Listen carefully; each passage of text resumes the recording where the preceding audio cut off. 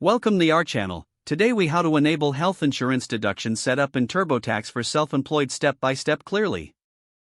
Open TurboTax and sign into your account. Select the option for self-employed income. Navigate to the deductions and credits section. Look for the self-employment section in the menu. Click on health insurance premiums. Choose the option to enter health insurance premiums. You will see a prompt for self-employed health insurance deduction. Enter the total amount you paid for health insurance.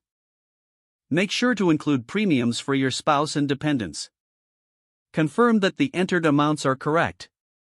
If you had any health savings account contributions, locate that section as well. Enter any contributions made during the tax year. Double-check all entered information for accuracy. Click on the Continue button to move forward. Review your deductions summary to see the health insurance deduction reflected. Save your progress frequently as you work through your return. Once all information is entered, proceed to file your taxes. Ensure you've completed all necessary forms related to your health insurance.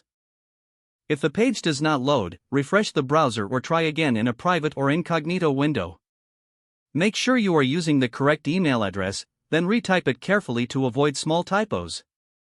If your password is not accepted, use the reset option and create a new strong password you can remember. Check your spam folder for verification or security emails, then complete any requested confirmation steps. Enable two-factor authentication if available to improve account security and reduce unauthorized access risk. After signing in, review your profile details so your contact information and settings are accurate and current. If you see an error message, note it down and try again after restarting your device and internet connection. Log out when you finish, especially on shared devices, to keep your account and payment information secure. If the page does not load, refresh the browser or try again in a private or incognito window. Make sure you are using the correct email address, then retype it carefully to avoid small typos.